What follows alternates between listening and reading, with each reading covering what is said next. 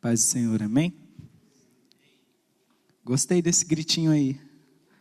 A Lu disse que todo mundo é bonito. Vocês gritam assim, estou me sentindo bonito também.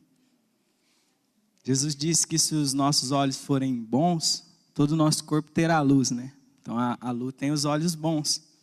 Tem gente que não tem, aí olha na gente e fala, olha ali, é feinho, tadinho. Então tem os olhos bons, amém? Já vou. Abre comigo em João 6. Do versículo 1 em diante. Valeu, pé. Pode deixar apagadinho.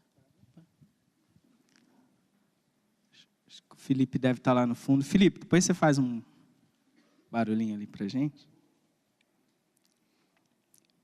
Posso ler? Acho que sim, né? João 6, versículo 1. Diz assim, ó. Depois destas coisas, Jesus atravessou o mar da Galileia, que é o de Tiberíades, e grande multidão o seguia, porque tinham visto os sinais miraculosos que ele operava na cura dos enfermos. Então Jesus subiu a um monte e assentou-se ali com seus discípulos. A Páscoa, a festa dos judeus, estava próxima. Jesus, erguendo os olhos e vendo uma grande multidão que se aproximava, disse a Felipe, onde compraremos pão para toda essa gente comer? Ele perguntava isso somente para o testar, pois já sabia o que ia fazer. Respondeu Felipe, 200 denários de pão não bastariam para que cada um deles recebesse um pedaço. Outro dos seus discípulos, André, irmão de Simão Pedro, disse, está aqui um rapaz que tem 5 pães de cevada pequenos e 2 peixinhos. Mas o que é isso para tantas pessoas? Disse Jesus, mandai o povo assentar-se. Havia uma grama naquele lugar e assentaram-se, e os homens, em número de quase 5.000. Então Jesus tomou os pães, deu graças e repartiu-os com os que estavam assentados, e fez o mesmo com os peixes. Quando estavam saciados, ele disse aos discípulos, recolhei os pedaços que sobraram, para que nada se perca. Recolheram e encheram 12 cestos de pedaços dos 5 pães de cevada que sobraram aos que haviam comido. Amém? Feche seus olhos mais um instante. E não deixe que nenhuma preocupação agora roube aquilo que Deus tem para nós nesse momento. Espírito Santo, fala aos nossos corações, Pai. Nós precisamos te ouvir. Precisamos aprender mais de ti, Deus. Por isso que o nosso coração seja uma terra fértil ao Senhor nessa noite. Que a nossa mente, que o nosso pensamento esteja conectado ao teu, Pai. Nos dê sensibilidade para te ouvir, para perceber a direção do Senhor, Deus. Longe desse lugar, ó Deus, todo o espírito que traz distração, que rouba a tua palavra, que rouba o entendimento. Em nome de Jesus, fala conosco, Pai. Em nome de Jesus. Amém. Felipe, eu pedi para você tocar aí. Davi fala assim, não vou lembrar o salmo, mas ele diz, adestra minhas mãos para a batalha, adestra as minhas mãos para a guerra e os meus dedos para a batalha. E aí, eu entendia que quando Davi ia para uma guerra, ele sabia que ele teria que usar suas mãos, empunhar a sua espada e guerrear ali. Mas quando ele entrava em algumas batalhas, ele usava a sua harpa. E os seus dedos batalhavam. A gente vê isso que quando Saul estava atormentado por um espírito mau, Davi ia lá e tocava e aquilo cessava. Então, enquanto eu vou falando aqui, você vai batalhando aí, amém? Já joguei uma responsabilidade para você também. Se não fluir, tá amarrado, vai fluir sim, amém? Esse texto tem falado muito ao meu coração já faz um tempo. Não sei se o pessoal colocou aqui. Deus usa os improváveis. É uma palavra até um pouco complicada, mas essa palavra essa frase veio ao meu coração já faz algum tempo. E foi só essa frase, muito nítida no meu coração. Deus usa improváveis. Eu comecei a ler algumas coisas para a palavra, porque às vezes vem algumas coisas e a gente fala, nossa, o que será que é isso? Tudo. Eu falei, se veio de Deus isso, a palavra de Deus que vai alimentar isso. E passou um tempo, eu tinha me esquecido dessa frase, eu estava lendo esse texto, e essa frase voltou ao meu coração. Você conhece bem essa história. Nós conhecemos muito bem. Então, está ali uma grande multidão, e Jesus quer alimentar essa multidão. Ele pergunta para Filipe, como que a gente vai alimentar? Filipe, precisa alimentar a multidão. Eu não sei na cabeça de vocês, mas na minha nunca passaria que um rapaz, vou ter uma versão que eu gosto mais que diz um rapazinho, alimentaria aquela multidão. A atitude de um menino, talvez um adolescente, talvez uma criança, não sei, alimentou uma grande multidão. Talvez a expectativa dos discípulos era que Jesus fizesse aparecer pães ali, transformasse as pedras em pães. Ou talvez alguns mais de não tanta fé assim, esperasse que algum empresário ali fosse bancasse, não, vou pagar aqui pão para todo mundo.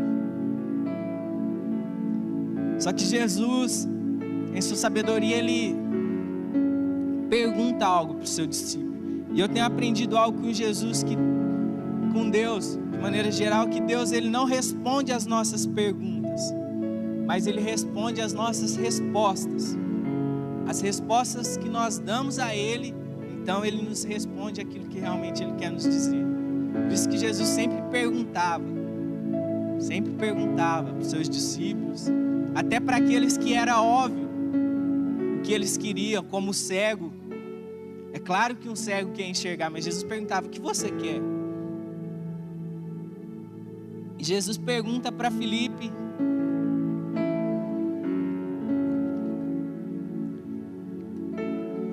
e Filipe fala, eu não tenho a solução para isso.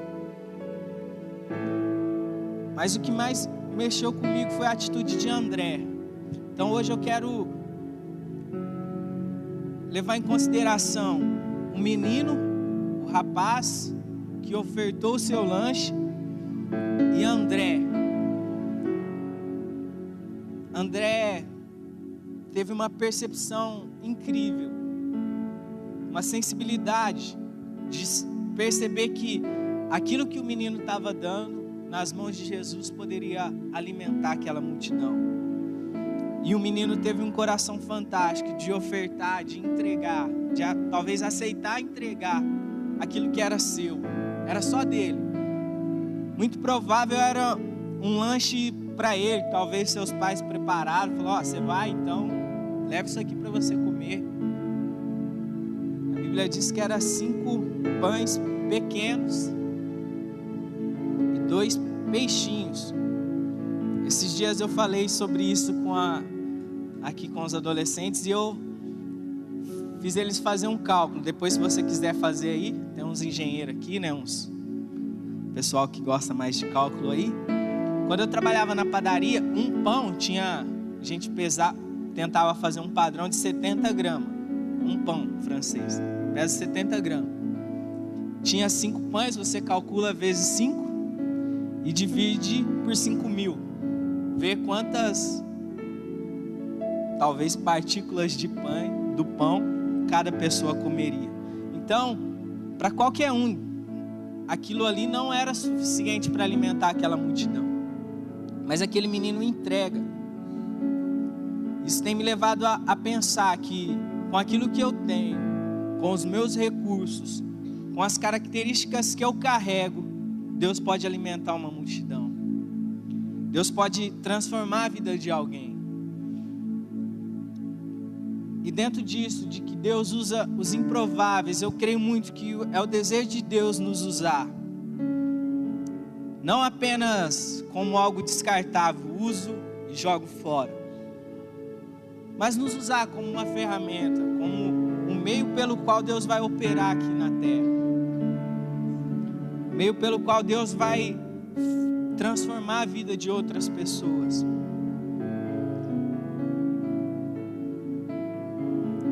E é aquilo que nós carregamos que Deus vai nos usar.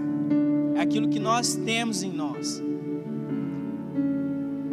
É claro que nós precisamos nos preparar. Sempre que possível nós precisamos nos qualificar. Se está ao teu alcance, é bom você melhorar, você se capacitar.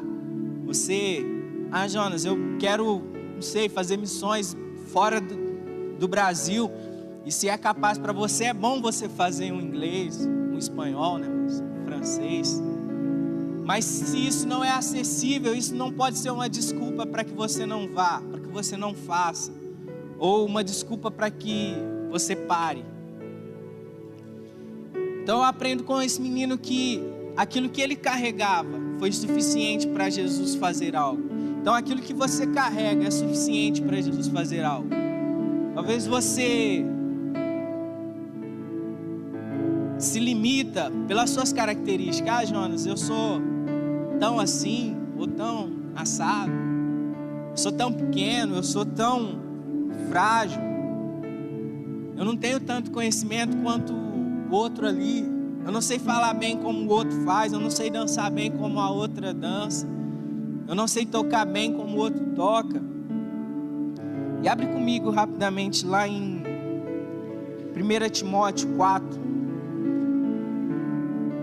12.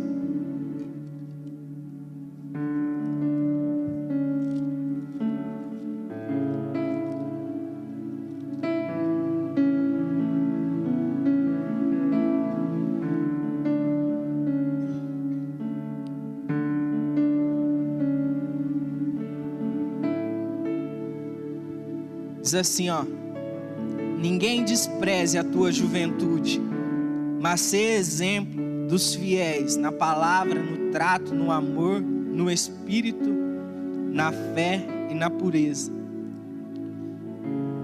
Provavelmente Timóteo era um jovem que ficou com a missão de pastorear uma igreja.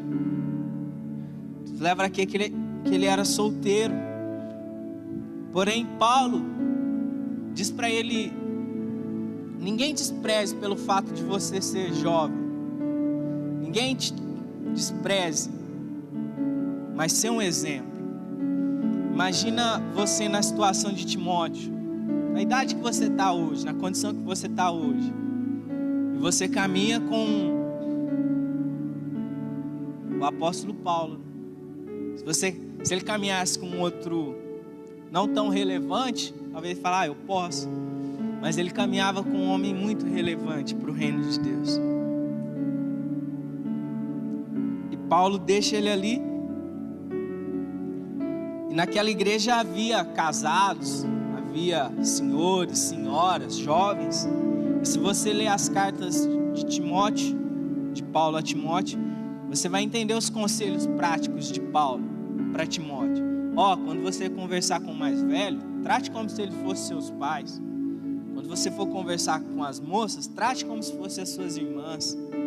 Respeite, mas não deixe de falar, de ensinar, de exortar. E muitas vezes nós desprezamos o outro, porque nós não achamos que eles têm a capacidade que nós achamos necessária para alguém ser usado por Deus. Quer ver um fato interessante? Quem estava aqui no retiro na terça-feira de manhã, com o pastor Jair estava pregando? Você lembra de um testemunho que ele deu? Que um pessoal fez o evangelismo lá e foi um cara e deu testemunho na igreja, e aquele cara estava pensando em se matar? Quem lembra disso? O Lucas chamou o pessoal aí do evangelismo e foi para lá. Eu fui lá no meio também, de vez em quando eu me meto no meio dos meninos. E a gente dividiu em 3, 4 e cada um foi para um lado. E quem abordou esse cara foi o Caio, se eu não me engano, me lembra aí. O Gabrielzinho, a Amabile e o Túlio. Túlio é o que estava tocando violão. Era um cara grande, bem grandão. Depois a gente foi lá, ouviu o cara. Acho que militar, né? Sério, fala sério. E era o Caio, a Amabile, o Túlio e o Gabriel. Agora seja sincero, se alguém falasse assim, ó, tem um cara lá no meu bairro pensando em se matar, já está escrevendo um texto, manda alguém lá para conversar com ele, para ele não fazer isso. Você mandaria esses 4? Seja sincero comigo. Você falaria, ah, vou ver o Gabrielzinho, não para, que é jeito dele assim. O Túlio, mais quieto. A Amabile, o Caio.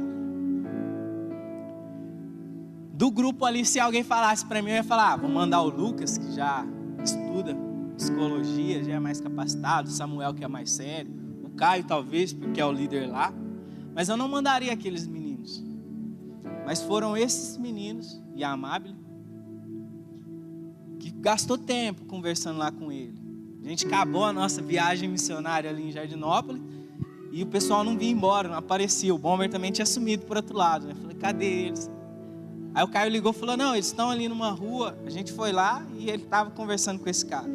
E a gente chegou lá, o cara já estava agradecendo. E a gente meio que pegou já o final e eu percebi que ele estava muito agradecido. E ele falava assim, ó, vocês não têm noção de que vocês fizeram hoje.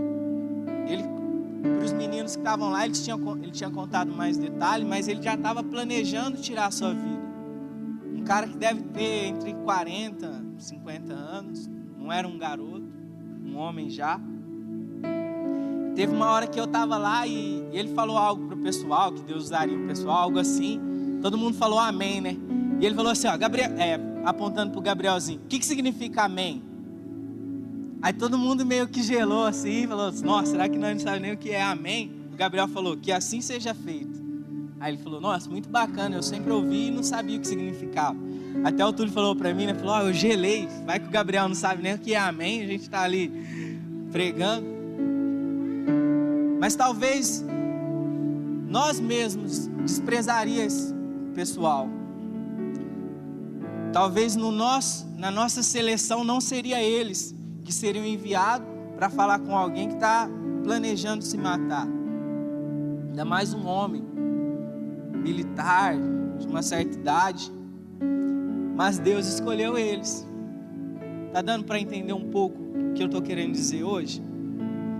Que Deus usa os improváveis, aqueles que aos nossos olhos não são os capazes, os capacitados, os melhores soldados para essa missão. Mas a Bíblia diz que Deus enxerga o coração.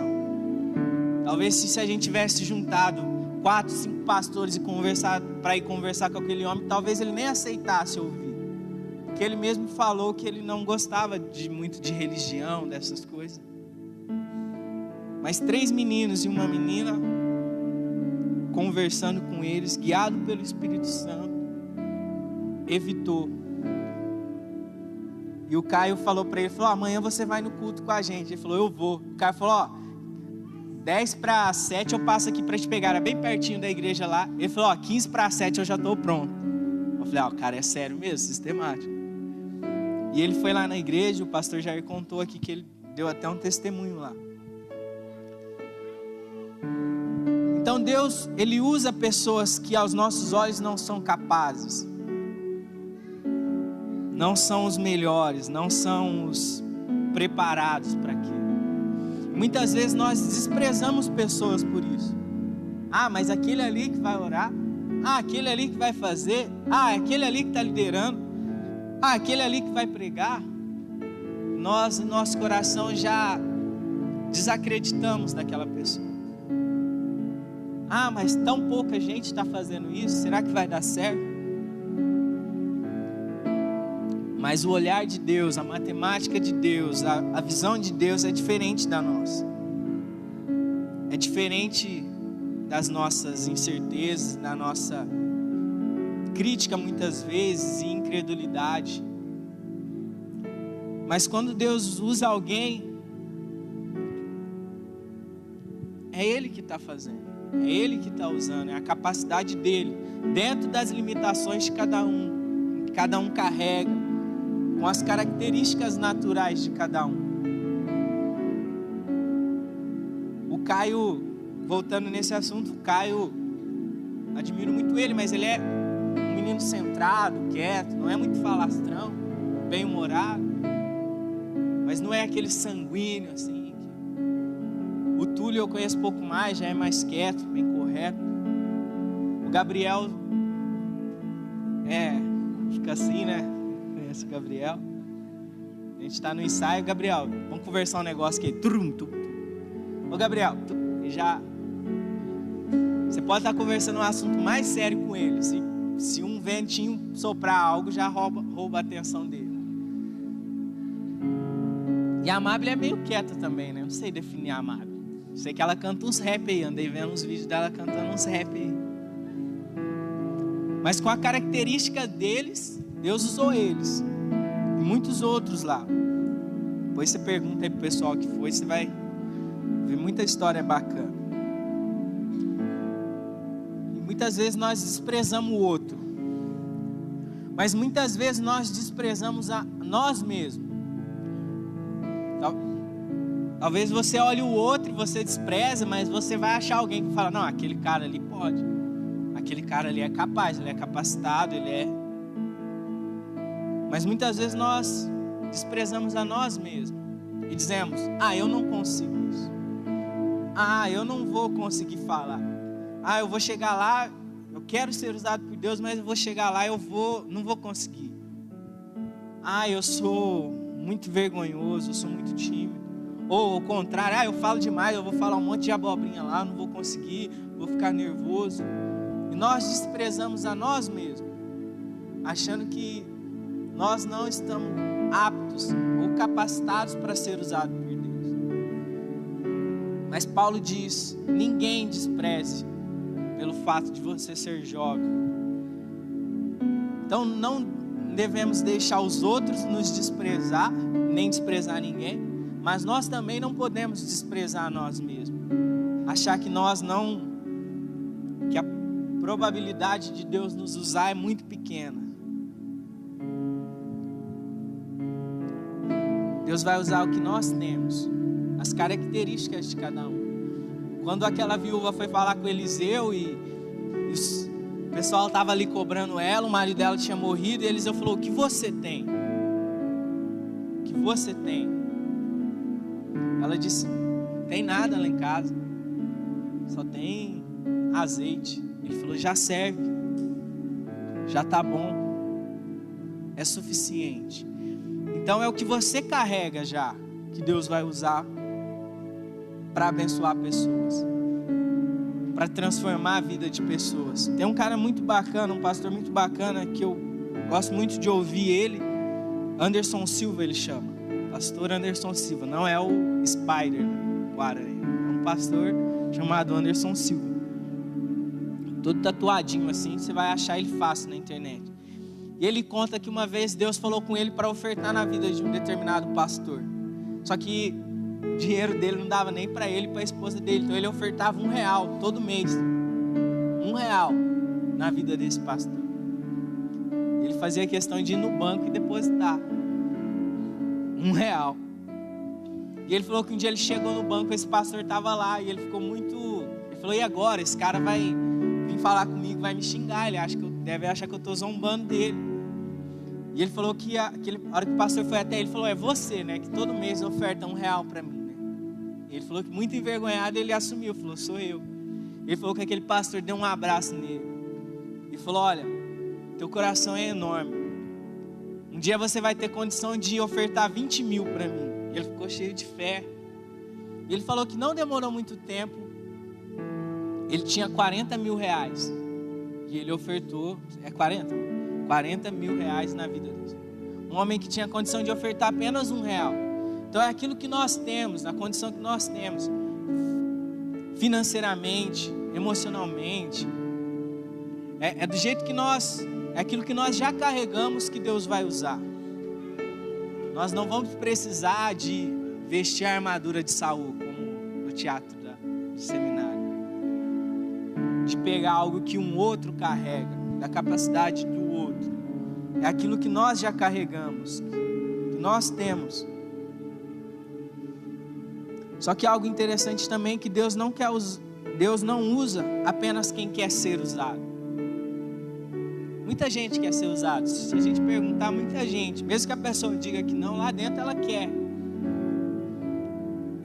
Às vezes nós temos um conceito de que ser usado é estar aqui, né? Tocando, pregando, dançando. Só que ser usado por Deus é atingir a vida de alguém. E isso não se limita à estrutura aqui, à instituição, igreja.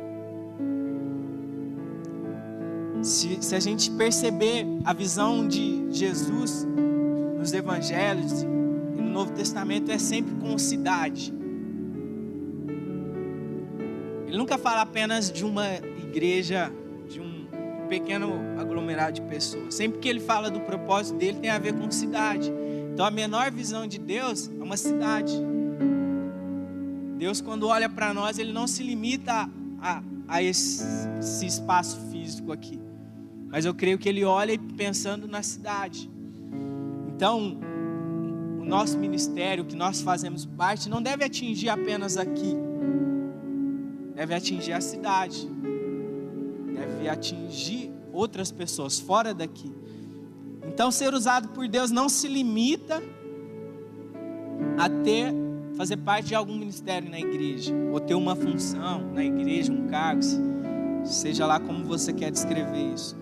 Ser usado por Deus é você ser um instrumento de Deus na vida de alguém, de uma pessoa, para transformar a realidade daquela pessoa, mudar a vida dela, ser um meio pelo qual ela tem um encontro com Deus, um encontro com Jesus.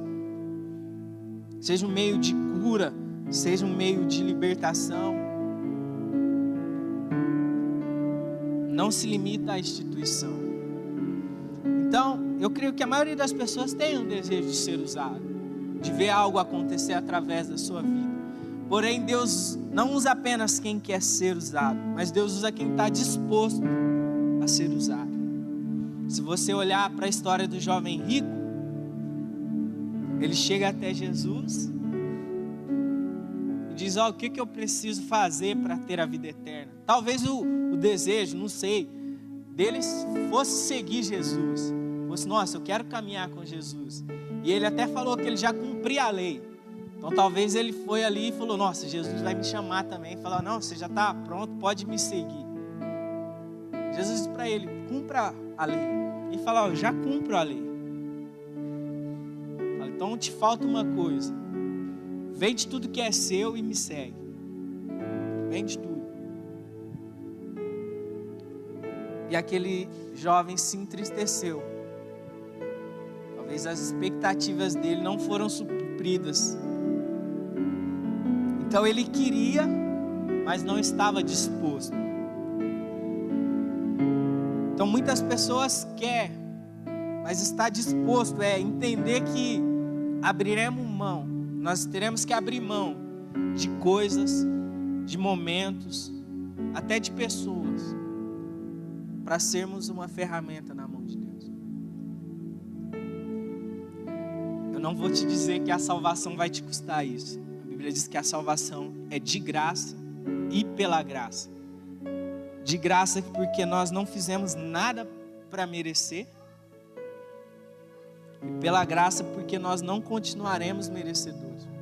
Vamos continuar. Até a nossa morte, jamais vai ter um dia que vai falar: vixe, agora ele está merecendo. Agora, sabe quando o nosso pai fala isso, né? Ah, não vou te dar isso não porque você não está merecendo. Aí fala: não, agora você mereceu. Você vai... Nós não vamos merecer. Porque é a graça, é de graça. É pela graça. Porém, para a gente viver o propósito de Deus e sermos uma ferramenta nas mãos de Deus, vai nos custar tudo aquilo que não está de acordo com a vontade de Deus. Eu não vou saber pronunciar o nome do pastor, como que é? Gary? Não sei se é Gary. Ele disse muito isso, né?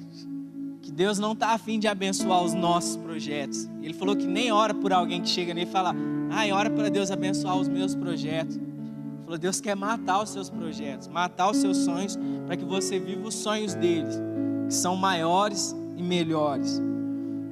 Então, para a gente ser usado por Deus, nós vamos ter que estar disposto a abrir mão de coisas, renunciar a coisas. Sempre que você se dispõe a ser usado por Deus, você vai ter que abrir mão de coisas.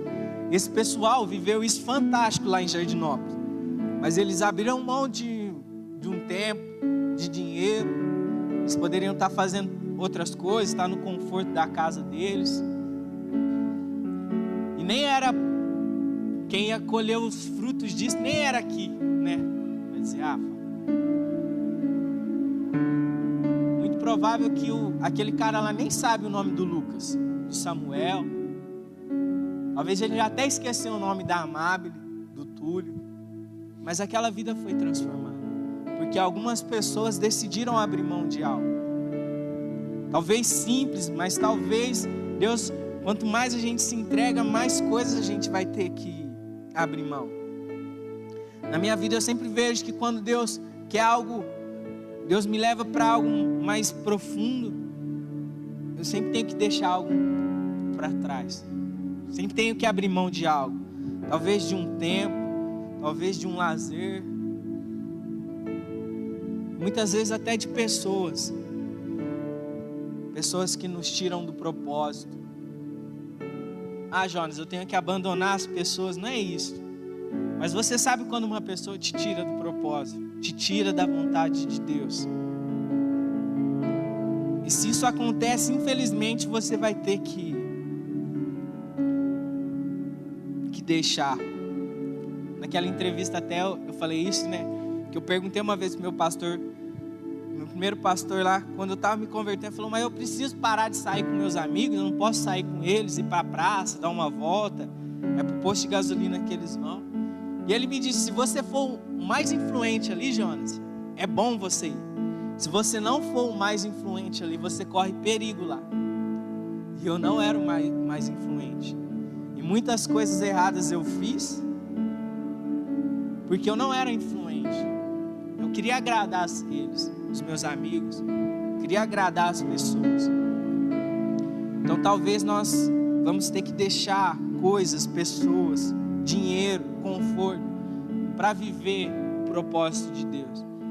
Eu não sei você, mas eu estou muito esperançoso para esse novo ano. Às vezes a gente vê pessoas que eu não sei se elas querem o conserto da igreja ou se elas querem ver a igreja acabando, mas só mete o pau na igreja, só critica, só critica, só critica. Se você vai para a mídia, você vai viver muito bem isso. Pessoas criticam pastores e criticam pessoas, e se um tem uma visão, eles têm milhões para criticar, se o outro tem outra visão, tem milhões ali para criticar também. Mas eu nunca perco a esperança, porque se a igreja é o propósito de Jesus, Jesus não perdeu a mão da igreja, Jesus não desistiu da igreja, Jesus não está,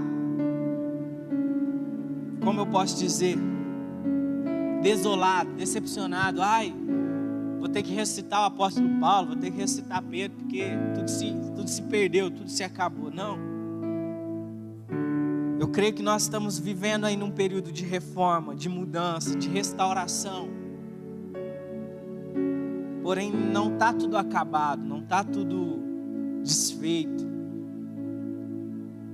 Às vezes as pessoas dizem, queria ser era da igreja primitiva. Luciano Subirá fala assim, qual? A de Coríntios ou aquela que tinha o trono de Satanás nela?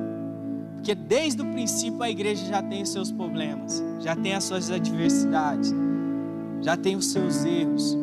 Enquanto a igreja for formada de homens e mulheres, seres humanos de carne e osso, nós teremos problemas, nós teremos erros e falhas. Então eu estou esperançoso por algo que Deus tem para fazer nesse ano. E essa frase é o que está me trazendo essa esperança. Deus usa improváveis, aqueles que não têm possibilidade nenhuma na nossa visão natural de serem usadas por Deus, de serem ferramentas nas mãos de Deus. Eu creio que nós vamos viver um mover de novo de Deus que virá, e principalmente nós iremos sair das quatro paredes. Talvez quando alguém te perguntar e falar assim, mas quantas pessoas tem na sua célula? Você não vai saber informar. Sabe por quê? Porque a sua célula não vai se limitar apenas a um número de pessoas que você se reúne toda semana. Porque a sua célula, na verdade, vai ser o dia todo, toda semana. Porque mesmo que você tenha esse grupo, mas um dia você vai estar conversando com alguém, um dia você vai estar orando por alguém, no outro dia você vai estar visitando alguém. Eu creio que nós vamos viver um tempo assim. E lá fora não vai ter como a gente ficar fazendo disputas, né? Brigando. Quando alguém perguntar e falar, qual que é o tamanho da sua igreja? A gente não vai contar as cadeiras aqui e falar, aqui tem... A gente vai olhar para a cidade e falar, minha igreja é a cidade. Porque eu creio que Deus quer impactar essa cidade. Só que para nós sermos usados por Deus, nós precisaremos de deixar para trás as desculpas. E nós somos muito bons de desculpas, né? Nós sempre temos uma desculpa pronta. Eu não faço isso porque eu não tenho chamado. Eu não tenho vocação, eu não tenho capacidade, eu não tenho. Muitas vezes nós usamos até a Bíblia para argumentar as nossas desculpas, né? Para validar. Eu não... Deus chama... Usamos até os 5 ministérios, né? Eu não vou no evangelismo porque o meu ministério não é um ministério evangelístico.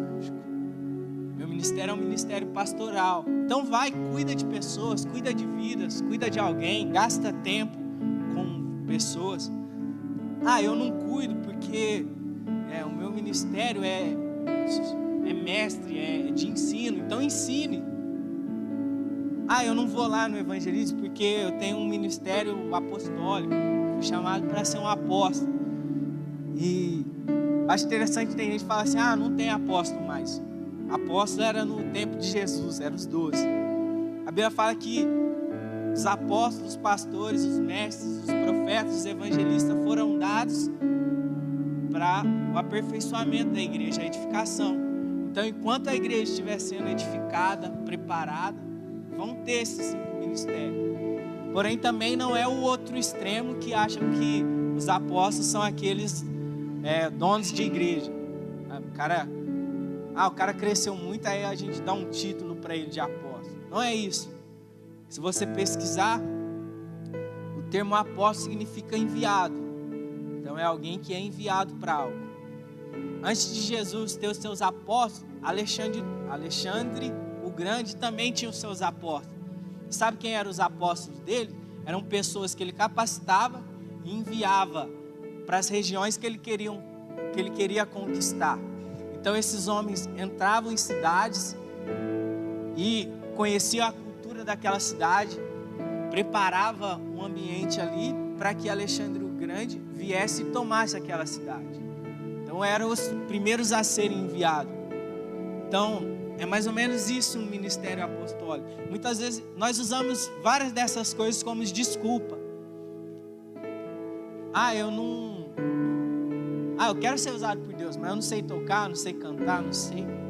Quem falou que que ser usado por Deus se limita a tocar e a cantar, a pregar com um microfone? Luiz Hermínio fala assim que se o problema for um microfone, ser usado por Deus era ter um microfone na mão, ele daria o microfone para a igreja inteira, todo mundo teria um microfone. Porque não se limita a isso, não se limita. E nós não podemos ficar dando desculpas. É um tempo que não adianta a gente ficar inventando. Eu não faço porque já tem muita gente fazendo. Não tem muita gente fazendo. Até Jesus falou que tinha mais trabalho do que trabalhadores. Mas já tem muita gente ali. Já tem um baterista. É bom ter mais um. Mas e se tiver 4? Vai tocar um por mês? Não sei. Tem outro culto, tem os núcleos, tem a rua, tem tanta coisa pra gente fazer. Esses dias um menino me disse, falou, nossa, um dos adolescentes, ele é baterista lá e a gente tem 2 bateristas hoje, já no ministério. E tem os meninos que tocam nos grupos. Ele falou, nossa, tem um menino lá do grupo que está tocando bem, né? Eu falei, eu vi mesmo, percebi. Ele falou, nossa, e a hora que ele entrar no ministério, vai ficar 3 aí. Vai tocar como? 1. E a gente faz 3 redes aqui, 1 fora, então, geralmente 1 fica sem tocar no mês. Eu falei, mas é bênção. A gente não sei. Muda o baterista, faz ele aprender outra coisa. Mas não é um tempo da gente ficar dando desculpas. Ou o contrário, né? Eu não faço porque ninguém está fazendo. Ninguém me apoia. Ninguém compra a minha ideia. Quem falou que todos tinham que comprar a sua ideia? Quem falou que todos tinham que... Não, estamos juntos, vamos lá, Samuel, nós vai fazer, vai dar certo. Quem falou? Imagina Jeremias falando, gente, não adianta a gente orar, não adianta a gente jejuar, porque Deus vai nos entregar, a gente vai cativo, a gente vai preso, não adianta. E todos os outros profetas, não, vamos suportar, vamos guerrear, Deus vai nos dar o livramento. Não tinha ninguém ali para apoiar ele, só o Senhor. Chega um momento até que ele pensa em desistir, né? Fala, Deus, não vou. E ele fala, como a canção que a Gabi cantou aqui hoje, que Deus colocou um fogo cerrado no peito dele, que não deixava ele parar, que não deixava. Minha oração nesses dias é, Deus, coloca um fogo nos nossos corações, não nos deixa parar, não nos deixa, pela nossa visão natural, perder a esperança. Nós vemos que as brigas políticas adentrou até na igreja, né? Tem os bolsominions e tem os petralha, tem de tudo. Eu analiso, tento ver, eu não sou um grande estudador político, assim, estudioso político, mas eu tento analisar o que é menos pior, né? Que é, ou pelo menos está com menos escândalo. Porém, a minha esperança não está na eleição, nem na Copa do Mundo. A gente vai ser campeão. Eu estou torcendo lá. Se tudo der certo, Neymar vai ser o melhor jogador esse ano, o melhor do mundo. Já vai dar um coro no Real no próximo jogo. Mas minha esperança também não é que a Copa do Mundo vai resolver os nossos problemas, que uma nova eleição, que o Lula ou o Bolsonaro ou não sei, alguém se torne presidente e mude. A minha esperança é que a gente entenda o que Deus quer fazer. E isso sim, se a gente entender o que Deus quer fazer, haverá uma mudança, haverá uma transformação. Eu até compartilhei, eu acho que eu tinha visto a pastora Juliana Fossa compartilhou, e eu compartilhei dela, um vídeo em que uma senhora que é lá da escola de samba da Mangueira, dizendo que está faltando gente para desfilar na escola. E ela falou que eles cederam fantasias ali, não sei como é que fala, figurino ali, de graça para alguns. E lá na Mangueira não tinha gente. E ela fala assim, é por causa de Bíblia. É um pessoal aí, agora esse negócio de Bíblia, não quer ir mais. Aí eu falei, nossa, glória a Deus, né? Aí o cara até pergunta para ela, mas ficar de Bíblia, tem igreja lá no morro? Ele fala, lá tem umas 3, mas tem um pessoal que vai para outras também. E até um mestre-sala da Mangueira, um mestre-sala que muitos anos foi mestre-sala, se converteu e não vai mais desfilar.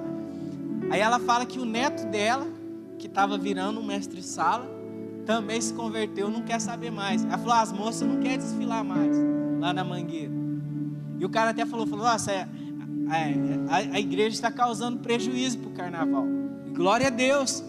Não adianta a gente brigar lá para proibir o carnaval. Deixa acontecer. Porque a gente vai ali, tirando as pessoas, tirando as vidas. Nós não adianta a gente brigar lá no Senado. É importante, presta atenção no que eu vou dizer, pra você não distorcer o que eu disse. É importante esses homens que brigam lá no Senado contra o aborto, contra a ideologia de gênero, mas nós não podemos ficar dependentes deles. Se aprovar uma lei que a partir de agora é permitido abortar, muitas pessoas vão abortar, mas hoje é proibido e muitas pessoas abortam, muitas mulheres abortam. Então o que nós temos que fazer é espalhar o evangelho para essas mulheres, para ela entender que quando uma mulher está grávida, é porque o Senhor permitiu que aquilo foi gerado e tem um propósito sobre a vida daquele feto, daquela criança. Então não adianta só a briga lá nas leis, nós precisamos levar isso através das pessoas, porque aí, se for permitido ou proibido, as pessoas não farão. Hoje é proibido as drogas ilícitas aí, né? Maconha, por exemplo, é proibido. Com certeza você conhece alguém que fuma. É proibido, mas quem quer fumar, fuma. Acha fácil para comprar. Acha mais fácil às vezes do que o que a gente precisa, né? Porque a essa hora, por exemplo, o supermercado já fechou. Você precisava de alguma coisa no supermercado, se você achar no posto, muito bom. Se não achar, só amanhã. Mas droga, a qualquer hora a pessoa acha, né? Qualquer hora o comércio está aberto, né? E é proibido.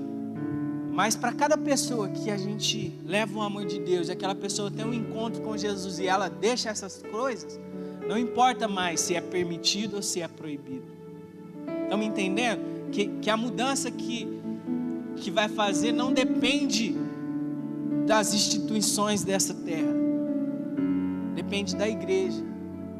Depende de cada filho de Deus se posicionar. E a coisa mais triste que acontece é quando uma geração não entende o que Deus quer fazer. A Bíblia não fala de uma nova geração. A Bíblia sempre usa o termo, a próxima geração. Porque Deus, eu creio que Deus, Ele sempre quer que uma geração prepare a próxima geração. E a gente vê nova geração surgindo quando uma geração falhou. Então, preciso de uma nova geração que vai lá atrás e recomece várias coisas. Então, hoje nós vemos uma geração 2000, assumindo a maioridade nesse ano, né? Nós vemos a geração dos 20, e nós vemos a geração dos pequeninos. Nós temos a responsabilidade de aprender com a geração anterior e deixar algo já para a geração seguinte. Entender esse processo que é uma continuação. Não é a gente olhar para as tias do coque, como diz o Davi Fernandes, para as tias dos coque. Ele fala, depois você escuta uma música chama Regando a Terra. Vicia essa música, eu viciei. E ele fala do que Deus está fazendo no Brasil. E na música é legal que ele vai contando vários movimentos, do céu na terra, lá no Rio de Janeiro, em São Paulo, do que Deus tem feito. E ele fala que tudo isso está acontecendo, as tias do coque já oravam há muito tempo. Então não é a gente olhar para trás e invalidar aquilo que foi feito. Eles viveram um tempo, eles entenderam um tempo. Ah, mas tinha muitos usos e costumes, talvez foi necessário. Ah, mas agora não, agora a gente descobriu o verdadeiro evangelho. Não é ter essa mentalidade, é ter uma mentalidade. Nós vamos continuar aquilo que começou, aquilo que lá desde os apóstolos lá atrás começaram. E cada um faz parte disso. A Bíblia diz que nós somos um corpo. Então, eu não creio que ninguém foi chamado para fazer nada. Ah, eu não fui chamado, eu não tenho chamado. Eu creio que todo mundo tem uma função. É claro que assim como no corpo tem as funções mais visíveis e as funções escondidas. Você não olha para ninguém e fala, nossa, que rim bonito que você tem, hein? Queria ter um rim desse aí, ó. Mas tira seus rins para você ver. Você não olha para alguém e fala, olha, que pâncreas saudável, a não ser que você for médico e examiná-lo. Porém, aquilo que está escondido, talvez seja mais importante do que é visível. Talvez se você perder uma mão, você já vai ter uma limitação, mas vai viver. Vai viver. Talvez outros órgãos que nem aparecem, que nem estão em destaque, se você perder, você morre. Se você não tiver, você não sobrevive. A não ser que seja como é que chama? O pessoal tira aqui que eles falam que não tem nenhuma função. Apêndice. Mas deve ter também alguma função, porque a gente não sabe tudo, né? Tá no corpo, tem, né? Não nasceu ali de intruso. Então todo mundo tem uma função no corpo de Cristo. E o corpo de Cristo não se limita à instituição.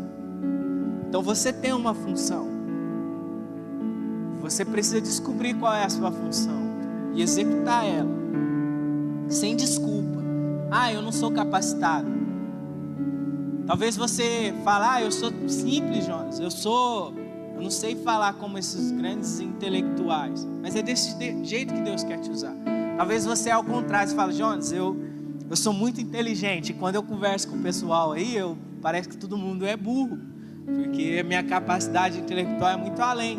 Glória a Deus por isso. E talvez você vai ter que influenciar esses caras que são intelectuais, que são inteligentes, que são capacitados, aqueles que estão estudando, se capacitando, que vão estar no mercado de trabalho, dirigindo as empresas, dirigindo muitas vezes a nação, entrando no meio político. Porém, aquele que está lá na favela também, tirando um menino, um adolescente das drogas, evitando que uma menina vá para a prostituição, no reino de Deus eles têm a mesma importância. No reino de Deus não existem lugares importantes, existem lugares estratégicos, não lugares importantes. Então é um tempo da gente entender o que Deus quer fazer, entender o nosso tempo, a nossa geração, e não desprezar ninguém, não desprezar nós mesmos. Ontem aqui a gente fez o culto dos adolescentes, e um menininho pequenininho, deve ter 7, 8 anos, não sei, ele veio contar pra gente que alguns dias a mãe dele falou assim, nossa, que dor de cabeça. E acho que ele lembrou que alguém tinha falado que se orasse passava, e ele falou, não mãe, deixa eu orar. Ele colocou a mão, em nome de Jesus, vai embora essa dor de cabeça. Ele falou que deu 2 minutos, a mãe dele já estava sarada, já estava curada.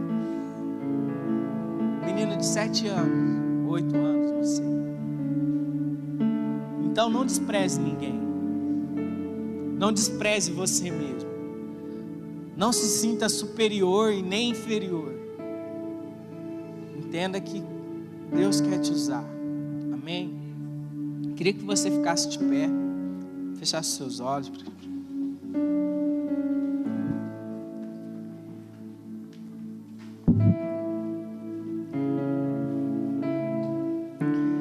Esses dias um amigo me perguntou assim,